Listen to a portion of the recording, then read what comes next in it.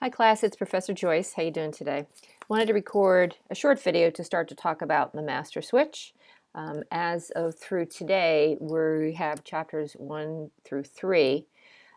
So there's a couple things just as themes that I really wanted you to be familiar with. So of course, so far, we've been doing Twitter, about me, speaking on Blackboard to each other electronically.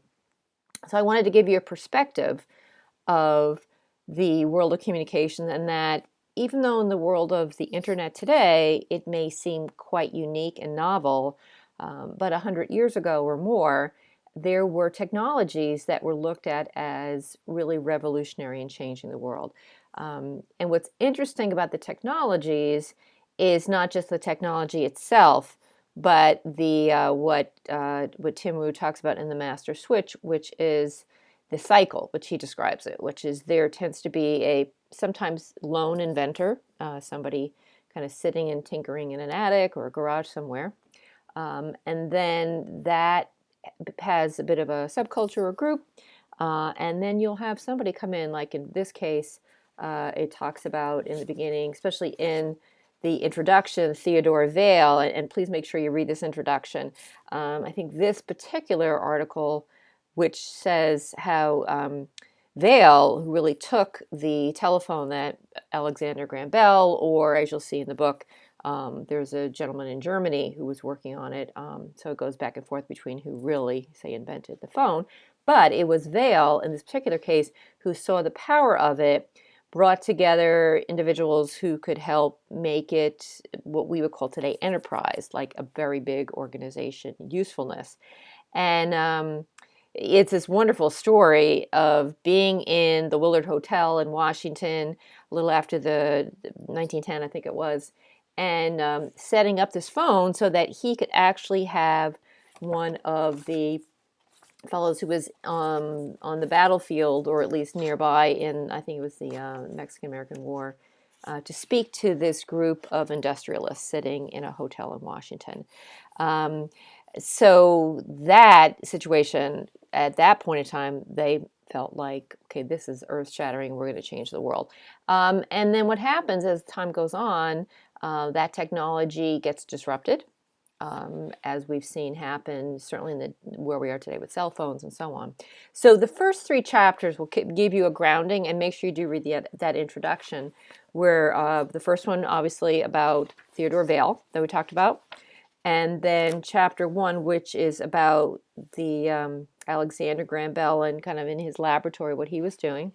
So again, that'll give you a perspective of who really starts and comes up with these ideas, and how does that cycle begin, and who came in and took it then to the next level, which is what Theodore Vail, at least in this case, that Tim Wu talks about.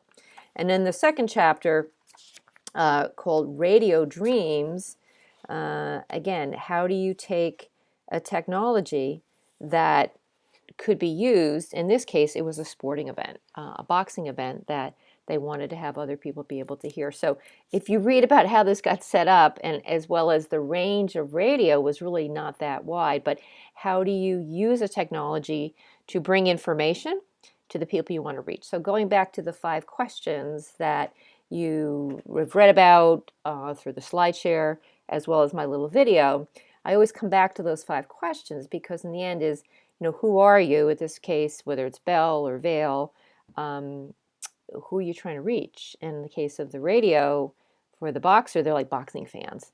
And how do you reach those boxing fans? Well, there wasn't anything, so this guy kind of figured out how to use the radio waves and the technology around creating it so that you could have different locations to share this boxing match. It was the first live sporting event. So as you go through these, continue to think about the 5 questions. Okay, who is this particular person? What's their message? And what is it they have to say?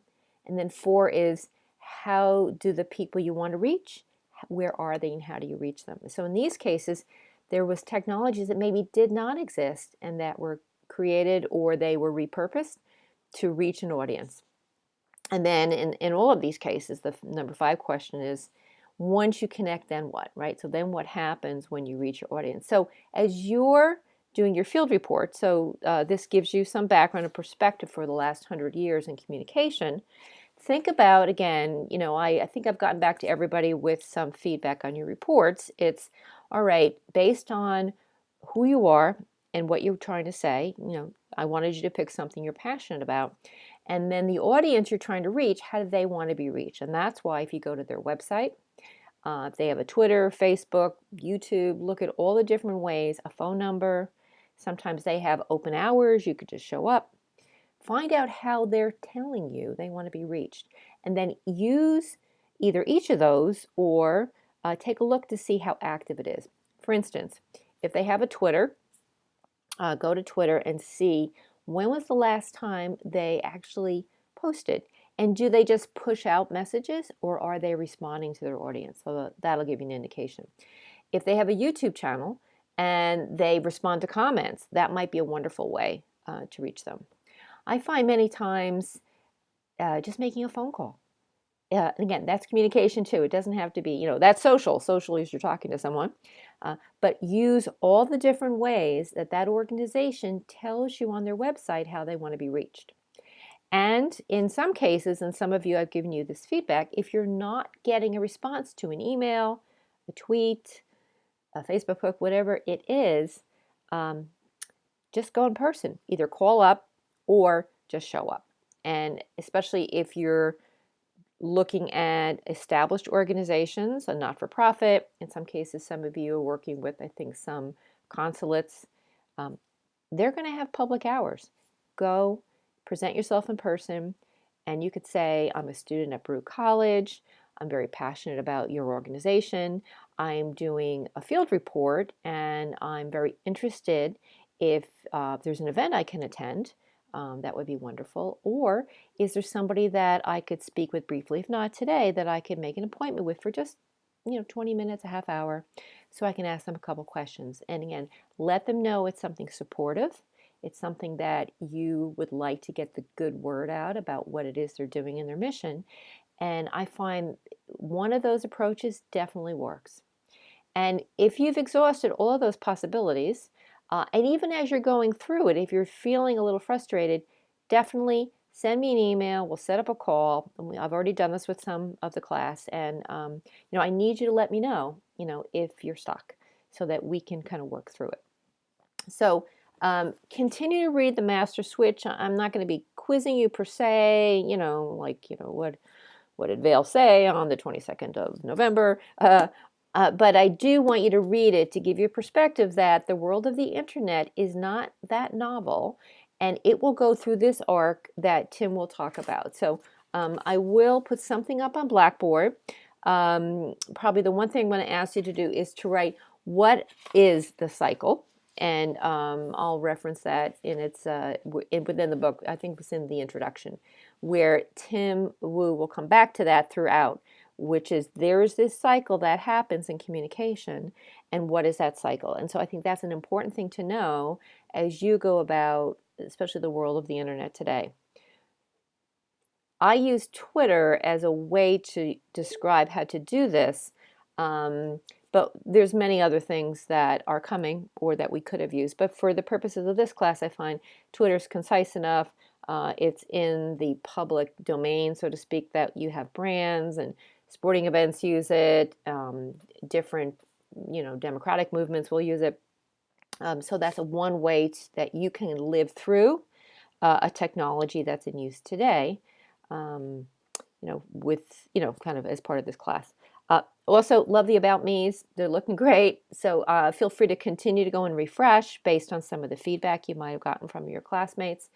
And then the other thing I'll post on Blackboard is I want you to share a technology that you grew up with that you felt changed your life. I mentioned in my introduction in the beginning of class, we had what was known as a party line, where it was fairly rural. The phone would have a particular ring, so you would know the call was for you and not your neighbor. So I'll post that question as well on Blackboard, because many of you are from different countries, you're different ages, so I want you to think about when you were growing up, what was the technology that you felt made an impact on your life? Maybe it was the microwave oven. That could have been a big thing. but that'll be on the discussion board. So continue to keep reading Master Switch with Tim Wu, and check the discussion board. I'll send you a reminder on that. And I'm going to record a short second video in a moment on the Tao of Twitter.